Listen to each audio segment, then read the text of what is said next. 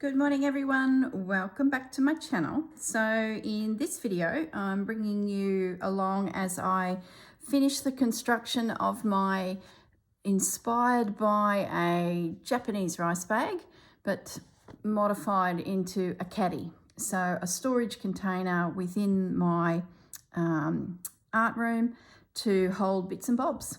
I've got quite a few already and I just love making them because I love the fact that each side can be something different to explore. So what have I done so far? I have completed 3 of the sides with you guys. That one, and that one. And remember, everything was around Liberty fabric, Tana lawn in particular. That's the really fine, lightweight one, and English paper piecing. So you've seen these being constructed in the previous videos. I then talked about how I was going to do a sampler of the Tana lawn using all the different fabrics that sort of coordinate with this particular little combination I've got. And just to have a bit of fun, I graduated the colours from the pinks and the blues up to the purples and into the teals. So I had a little bit of a play with that. I did contemplate taking them over the edge, but I decided not to. I liked what this was and I didn't really want to waste, any fabric. This stuff's not the cheapest. So those little scrappy bits I know I'd use, but I just decided, no, I'll keep it in as just a little sampler of little hexagons pieced together. So I have now completed the 4 sides. I did put this onto this one. I don't think you guys saw that. That's printed on the selvage of the fabric. So I've done it a couple times where I bring the name of the fabric into my piece. I just think it's a nice little reminder of, what the story was about. Sometimes there's some really cool names on fabrics. So I am ready now to construct. So the next step for this panel, these 4 panels, is to create a base, which I've done. And that was just one piece of fabric stitched on with my running stitch. I always draw the lines on the base. I don't know, I sort of get to the point with a base like this that straight lines, evenly spaced, just makes it easier. So I use a heat soluble pen and there's 1/4 of an inch between each row, and I just whip through with that pen and then I can go through with the lines of stitching. Done. So that's the bottom of my box. So now I have my 5 sides sorted. So the next thing to do would be to pick a fabric to be the lining, and then it gets stitched together. So let's just leave that for 1 second because I haven't cut the lining out, and I'll show you what else I've been up to. So this one here is another combination. So put the hexagon one to one side. I'll probably pick a blue fabric for that one. I'll do that off camera. Nothing too exciting there. This little guy is just celebrating the fabrics. So I did 4 similar sides, just stitching the fabrics, little pieces, patched work together, and stitched down with lots of running stitch. Now, in addition, I started playing with fluoros. So these are my threads. I've got some stranded cottons in the fluoro colours. This is the first time I've had to play with them. They've been sitting in my cupboard beaming light at me, and I thought, you know what, let's get a little bit risque here, and I'll bring it up to the camera. They really are competing to the background, but I don't mind it because, I don't know, they're not jumping out at me, but they're there. So the more you look, the more you see. And I've only worked the one side, and that is inside the little flower. Let me bring that up. You can see I put some stitches and I embellished the leaves, some French knots, and I just focused on that one little piece of fabric. Did some stitching here. There's my word Liberty, some underlining, And then I started drifting out, and where there was a contrast like this purpley blue background to the orange, I did some stitching. There's some little crosses here in fluoro. You guys probably aren't getting the true the look of it because the camera's, I guess, mushing all these colours together. There's a little bit of fly stitch here and here, a bit of wonky back stitch, blanket stitch and running stitch. So the plan is I will continue to play with those panels, embellishing them with the fluoro. So that's where that little bag is going. And I have chosen a piece of red fabric to be my base, the 5th panel, like this guy. So I'll go now and put some lines on it, and then I can running stitch it, and that will be the bottom of the little bag. Inside the bag, I've chosen, now the inside of the bag is sort of the next stage, and the reason I'm really here is I've chosen this fabric here that has this pop of orange and the blue inside. Remember, this one's got no rules, so I'm just going enjoy and embrace the Liberty fabric.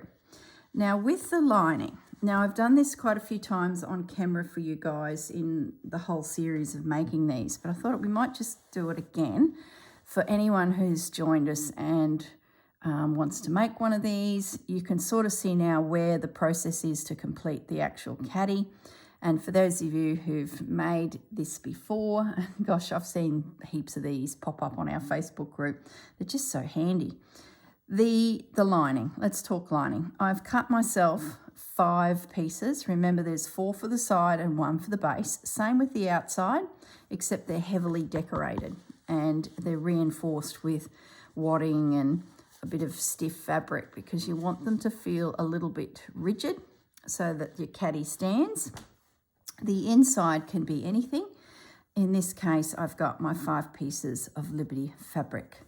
So the plan now is to right sides together, run my sewing machine down here. You can do it by hand, by all means. You do not need to pull out a sewing machine. Whiz down there, and the trick to it is stop whatever this seam width is. Let's say in my case it's 1/4 inch, generous 1/4 inch. Whip down that side seam and stop before the bottom, the same distance. So then you would open that up because that's now joined, and then pop another one on, sew down that edge and stop just before the bottom. You'll know why in a moment. Do a little backwards and forwards stitch there so that when you get in there and spread that seam apart to do the bottom, the 5th panel, the bottom of the caddy, when you spread that seam back, you're not undoing your stitching. So do a little backwards and forwards there just to anchor it. So that is now, let's assume we've got the 3 of them together. You get the 4th one, right sides together. You can do them at any end, run down, and then of course stop again at the bottom. So you're whizzing down there and you're going to stop here at the bottom. So now the 4 of them are connected in a long line, and then bring the far 2 edges together to create your circumference of your caddy. And once again, whip down that outer edge, stopping at the bottom. Whatever that seam allowance is, you do the same at the bottom. So now what you've got is a cylinder, 4 sides connected together with the little opening at the bottom, ready for the 5th piece to be stitched in. And because you've created that funny little bottom, you can easily bring right sides together, folding all excess fabric out of the way, sew that, and then take it out of the machine, get yourself positioned again on the bottom of the next panel, and once again fold everything out of the way, bar the edge you want. It'll make sense when you do it. There is a video link below of a gentleman that makes a classic Japanese rice bag. Same technique in the corner, except they do it to the outer and the inner. I only do it to the inner. It allows me to have the nice seams tucked away out of sight. So as I put things in and out of my caddy, they're not getting caught on these little seams. But my exterior, once this internal piece is made, I go along this edge here and I just overcast stitch it together, and that gives me a nice raw edge. So as that caddy opens up, I've got this stitched little seam, and this internal piece, once joined, let's assume that they're joined and right sides together. Where's my pins?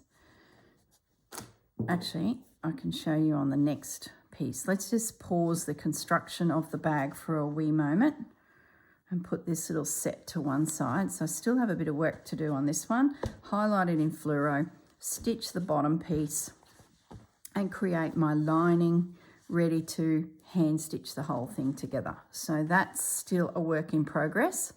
This little guy from the original just needs the lining fabric selected and stitched together. And I think I will go a blue on the inside. So we'll leave that there. Now this one, you're going to think, oh my goodness, girl, she really went to town. This is another one that I did. So while I was in Ballarat at Susanna's retreat, I took all my Liberty fabrics. I'm sure I mentioned this in previous videos. And I spent the week just stitching these little panels together. So this one, colour palette, these are the leftover fabrics. Little colour palette of those pastel and blue tones with a little pop of the turquoise. Same principle, just a piece, stitch it down, add another piece, stitch it down, another piece, stitch it down, another piece, stitch it down. I have a little gap here. I need to pop a piece of fabric, and I just spotted a little piece here. So that little guy will go there, and I'll just do some running stitch over it and it's done. So let's just pin him in, a little bit of homework there.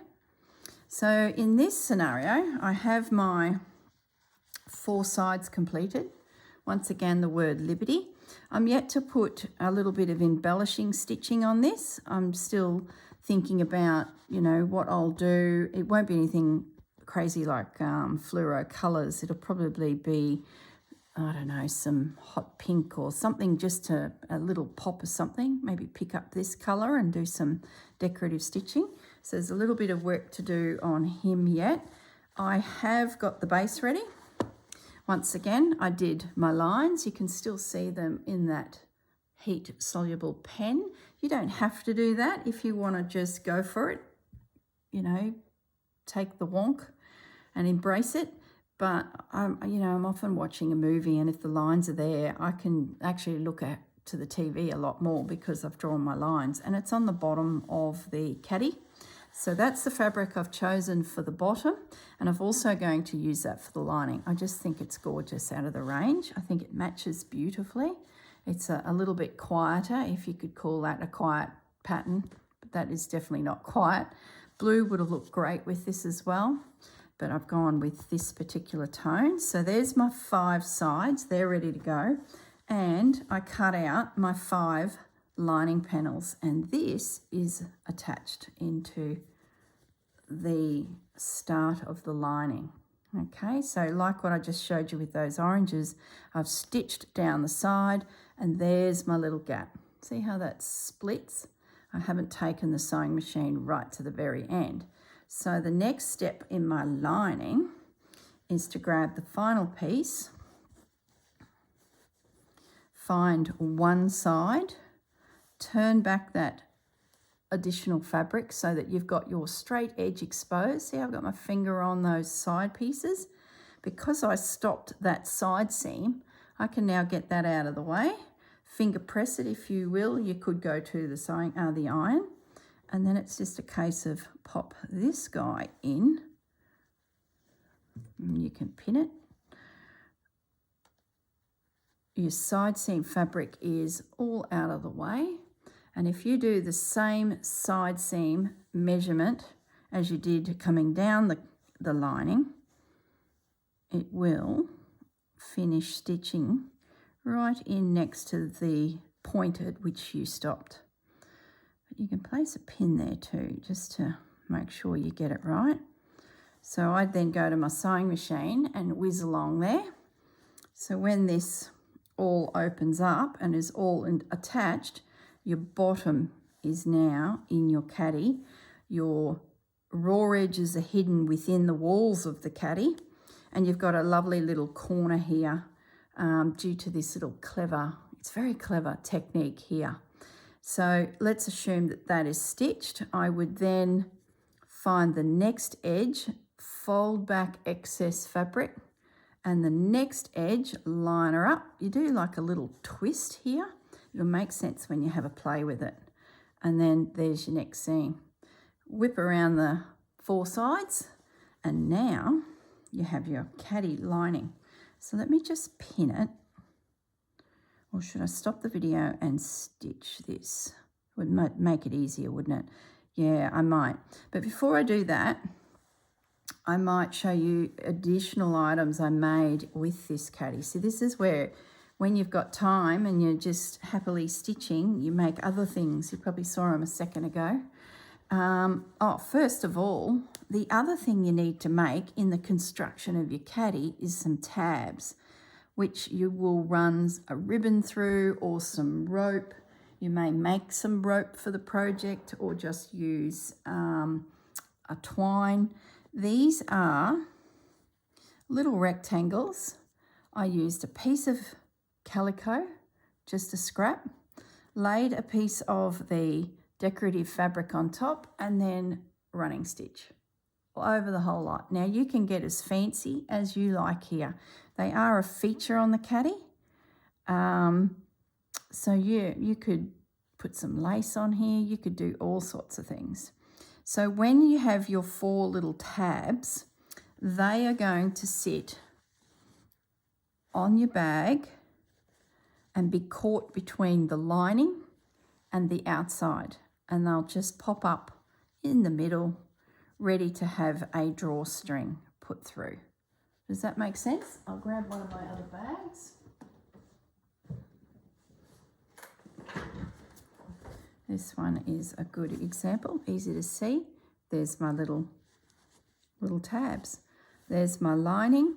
You can see the sewing machine seam in here is pushed back into the seam of the bag, and then as I've overstitched, it's caught that lining back into the seam of the whole caddy. Does that make sense? And that's my twine that I've put in right at the very end. And with your twine, let me zoom up a little bit. You cut yourself enough to come in from a corner, whip around the whole thing, and back out that same corner. So that rope I'm holding in my fingers here does a full circle, but comes back to itself with a knot. And then you go to the opposite corner and you put this guy in, same thing, whip around and then come back to the opposite corner. Pop a loose knot in there at its relaxed stage. And then if you ever want to travel with it and seal it, like the classic rice bag, you can just pull it together and you've just sealed your bag. So that's it. So classic rice bags are usually a softer construction. The seams are all concealed, so you don't have this rough edge, but this is sort of my way of turning it into a slow stitched project by hand. Technically it could be made without the sewing machine, and we get to feature some activities on the side. And there's my base, and then they're just overstitched together. They are so handy. I just love being able to grab them and there's something inside. And this one, I know I've already told you, was a Arty Farty Annie did a project. This one here, a scrappy string pieced quilt. So, and then embellished it with beads and lace and stitching. And then I started thinking about other techniques like log cabin, weaving, a wonky log cabin starting in the bottom. So yeah, that's how that came to be. So yeah, great. Really, really handy for exploring different techniques. Or if you've got a project and you're like, what am I ever going to do with these pieces? like some embroideries, well, this might be a solution. Pull them out of the cupboard and create your 4 sides, and then something for the bottom, and then make your little lining. The lining and the panels on the side are all the same measurement, and in my case, they're 6.5 inches square. So keep it simple. So this little guy has his 4 sides. Let's get back to him, his base and his tabs. So I'm pretty much ready once I make the lining to bring this together. I do want to do some decorative stitching on it. So that's where I'm at with this particular project. Now, because I had these scraps sitting there looking at me, I thought, well, what else could I make? So I made a little bowl, little fabric bowl, ever so cute. And I was thought, well, we need a needle book. So I made this little real simple needle book. So the first, what's Pepper woofing at? The first thing I did was piece down all my fabric onto some wadding. Now the wadding is just leftover quilting batting. You could use blanket, you could just use a couple layers of calico. As long as you've got something to stitch in, and I wanted a soft feel. I then flipped it over and I put the pink wadding, the pink fabric through and just stitched it down. Then I started mucking around with a few embellishments. So this fabric is just a little patch that runs over. This little guy here was not trimmed from the front and just tipped over. I did a overcast stitch all the way around the edge. It'll be the same stitch I use on the caddy itself. This is the wadding. I had a little bit left, so I thought, well, that'll work for the needles and pins. So I did a decorative stitch around the wadding itself in a variegated pink thread, and then I grabbed another scrap of the fabric and flipped it over to sort of reinforce the top. I did a couple stitches in a row, but then the final stitch actually attached it to the piece. So you can see how it tucks in there. And then I had a little bit of wadding left, and I thought, well, somewhere to put a little packet of needles. And then I did a little patch here and took that over to the other side. So as you can see, you can just fiddle around with these so much. It's only a baby little needle book, but I figured it's not bad for a little project. So then when I was in my travels down at Ballarat, I found a handkerchief that had this little flower machine stitched onto it. So I fussy cut it out and stitched it onto the front as a little feature. I got some satin ribbon, little knot in the end, stitched it to the spine. You could include it into the layers here, but I like the look of that coming across the front. So there's heaps of ways you can fasten. You could do a loop and a button, but I thought, no, I always do a button. I'll just do just a little simple tie. So I've got myself now, this is actually going to be a Christmas gift. I've got myself the little tie. So the little needlebook is complete. The little bowl is complete. So picture this sitting as a gift inside the caddy. It's going to be adorable. And the lady getting this just loves these pastel colours. Well, she actually likes all colours, but she's a bit of a fan of pastels.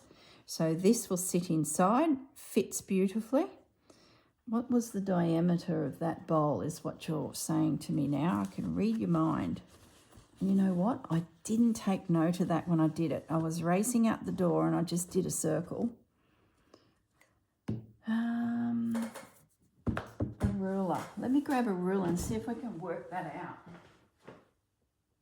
Now remember it has squished in a little bit because of all of the stitching. Let's do the radius. So the radius is 3.5. So let's say that bowl is 7 inches. I would say that's pretty darn close. A 7-inch circumference is the circle. Okay. The notches on this, as in the little snippets, they were about 1.5 inches deep, and I think I did 4. You can do up to 8. It really is. You can do 4, 8 or 6, and it was just a tiny little notch, and then pull it over and stitch it down, and then start adding your fabric. There's so many videos out there on fabric bowls, guys. There's all sorts of different styles. I've seen them where they've stitched a little ridge to give it a bit of a base, which brings me to my very, very first fabric bowl. This fabric bowl I made with the Roxy Girls Season 3 Useful Things, and I'm just not happy with it. It is, see the bottom, it's too pointy. I cut mine in too deep. So I was talking to the girls about it. I've got a couple options. I could unpick it, which just, I don't know. There's a lot of stitching on this. But one of the girls, I think it was Caroline, I think she suggested maybe stitching a ridge there to give it more of a bottom. And I've only just remembered that, and I thought, you know what, I should check into that. By stitching down in there, and then a ridge out here might just create that bottom, or I unpick it. All right, I'm going to try the ridge first. That's puffy. I can see a raise, but if that's stitched down, I think that'll go a long way. I reckon that might work, you know. It's just very bulky where you want it to be flat, because I used an old piece of quilt by the looks of it, and then went and layered heaps of bits and pieces up on it. These little guys, I'm considering adding some lace, but I'm a bit torn because I just love seeing the fabric. I've got the Tana Lawn cotton label in there, the Liberty on there. So, gosh, if you don't know what fabric I've used, it's not worth knowing then. So, yeah, that's where I'm at with the little Christmas gift one, my one, and then a spare. And the spare with the fluoro, this technically might be a Christmas gift, but I just love it. And I found that I filled up quite a caddy of fabric to travel with all of my Liberty. And I'm sort of think I probably need 2 to hold my collection. Hang on one moment. This is it here. I've got this caddy is the same principle, but I use Lucello fabric, and it was my squishy bag, but it was based on a hexagon. And I loaded it up with all of my Liberty fabrics. I think I bought another 4 small pieces when I was away with the girls. And you can see the sheer volume. So I'm wondering if I actually do need the 2. And I keep my bigger pieces in one and my little scrappy bits in the other. So that's the plan for this one. And I sort of feel like it matches the crazy colours. I really like it. So that's what I'm thinking with those 2. That was going to be a Christmas gift, but there you go. You always give away what you want. This one is a definite. I'm committed to completing this project, wrapping it up, and sending it on its way. All right, I think that's all I wanted to go through. As for the actual final construction, I think you guys can work it out. This was just an update on the lining as such. The overcast stitch that I use, like I said, was just a over and over and over and over, and I use a fairly strong cotton, so my go-to would be a pearl cotton from the crocheting category. All right, I think that's about it. I might say goodbye. I might just pause the video and... No, see, I don't want to put myself under pressure to finish all this because I'm sort of picking them up, putting them down, picking them up. They'll pop up in future videos, I'm sure, but consider this project done. And, yeah, I think I think I'll say goodbye and toddle off and go and play with my fabrics. All right, guys, look after yourselves. Have a lovely day. Bye. Hi, guys. I'm back. I guess you could have probably told heard in my voice that the girl felt like keep stitching feeling. So I literally thought, as I said goodbye to you, I thought, I'm not going anywhere. Gaz is still in bed. I've got time. I'm going to keep soldering on my 3 caddies. So what I've done is I have created the lining for all of them. Like I said, I selected a blue fabric for this project. I picked up on that blue there. So that has its lining ready to go. So I'll just pop that to one side. The orange lining, which is going into the collage scrappy every colour under the sun, is also completed. So I'm sort of at the hand stitching stage. But what I do need to do, I need to mention too that when you add your bottom panel, once again you stop and start before the edge. When you do the side, you can start right at the edge and stop just at the bottom. But when you do this piece, you start just in from the edge and finish just in for the edge. That allows you to do this little pivot around the corner to do the next seam. I didn't do that on the first one and then quickly realised that I needed to unpick it a little bit just to get it back. I use my finger too as a bit of a guide as I sew down, my finger's there, and of course I don't want to stitch into that, so that just reminds me to stop. So I thought I better come back and at least tell you that, and then I just started sewing, and before you know it, the girl has moved along and is ready for some more bits and pieces to be created. So there's the orange liner, which will go into my crazy coloured fluoro inspired piece. I'm still yet to do the running stitch on that, so I'll put that to one side. Now I created the tabs. I'll put this away because it's sort of rolling around on my desk and it's completed, so I'll just sit that over there. That one has its liner ready to go, and I still need to do a little stitching there. So that project is moving along. Now what I need to do is create the tabs for these two. So that's why I'm back. Now when I cut the blue liner out, I purchased the minimal amount of fabric, and that width I think was 25 centimetres. I took my 6-inch square out and I got this strip along the bottom, and I thought, you know what? We're going to make the little fabric tabs to suit. Now I might just go grab the orange strips, because once again that happened with them, and that can be the tabs for the next one. They're just here, and that's all my scrappy bits left. Okay, so that's what I'm going to do, is set these up ready so that I can sit and stitch the final pieces together. So how wide are these strips? We may as well just go with the flow. That's about where I stopped the tabs of the pink. See, they came out of there. So what we might do is we'll use that as the guide. Let's get myself orientated here and get everything out of my way.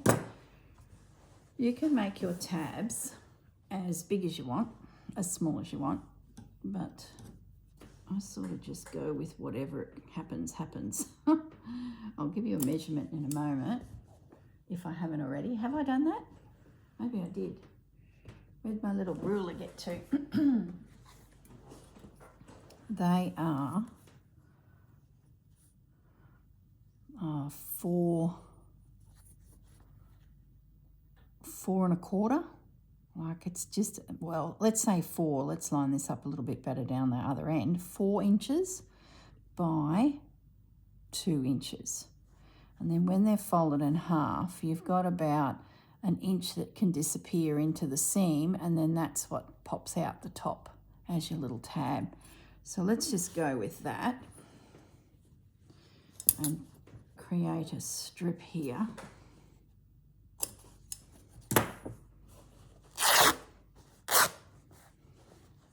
Okay, and 2 inches was our width. So let's just actually hold the phone. These are pre-cut, so we should be working with what I have here, which may be slightly different. Yeah, it is. So let's snip there, rip it, and that will be the base for my next tab. Now we need 4, of course, and I probably have 5 strips because I created 5 squares, you know, the 4 sides on the bottom. So that's excess, ready to go, and it's just running stitch. But, you know, as I said earlier in the video, you can be as decorative and as fancy as you like doing your tabs. I never seem to draw mine in, so I wouldn't be afraid to put some gorgeous lace bits and pieces on them, because I'm not cinching the bag in all the time. It's not a project bag as such, it's a decorative caddy. But if you were going to use it as something to go to a craft group, you might want to just do nice strong fabric tabs, because otherwise you'll be cinching in your beautiful lace and it may not hold up to the wear and tear. That'd be my only thought. Look at all my threads. Look away if threads upset you. It's funny, some days when I'm stitching I feel quite agitated, and I don't know why, and little things like threads or a knot in a thread just wind me up a little bit. And then other days, doesn't matter, I can sit there calmly and pick off threads of things. But I must admit, by the time I have done some stitching, all of that, those threads just disappears. Very relaxing. I guess as long as the project's going to plan, it can be quite frustrating. You can be throwing it in the corner too. Trust me, that happens to all of us. Don't think if it's just you that you hate something and you like fling it across the room. It happens to all of us. Okay, one more. So there's a video element showing you how to make your little tags. This is great. I'm going to be able to pack all of this away. A little bit of stitching, project complete.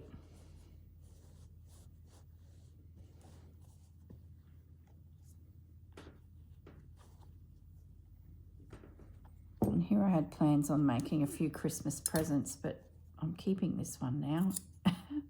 And I've only got one present out of the whole project. 1, 2, 3, 4. Onto the pile with that. Let's give ourselves a little bit more of this calico or muslin or whatever you want to call it. And, you know, when you're trimming elements out of things like tablecloths and runners, and you know, you might have cut some embroidery out of something to embellish something, those fabrics are perfect for this. Now we need some blue. Once again, let's get a little bit more speed on our mass making. Lay them down.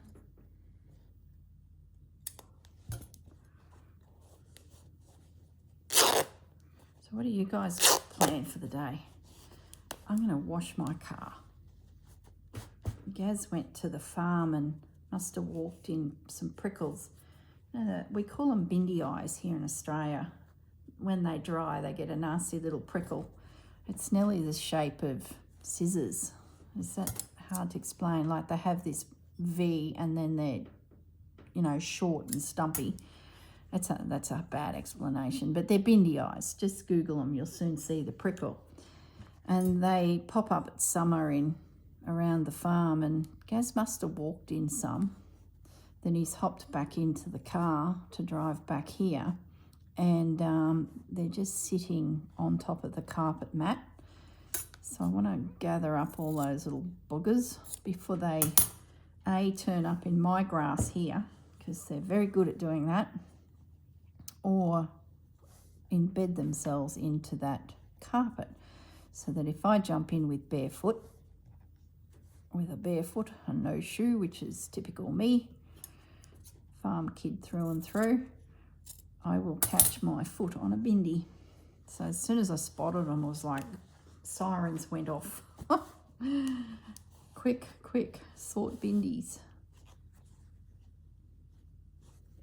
And because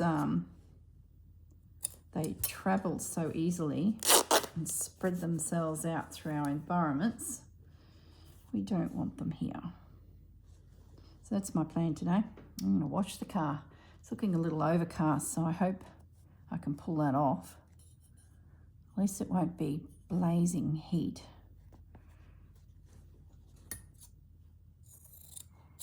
So there you go. I probably didn't need to show you all of this because, you know, riveting TV. That little guy is a little bit wider, and that is a little bit narrower. So my fabric must have been real straight that was cut. I could probably do with a little trim off of there.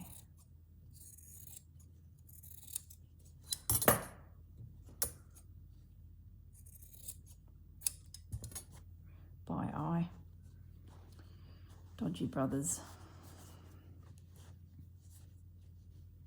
Nothing like a scrappy bag. Takes the pressure off, making it absolutely perfect.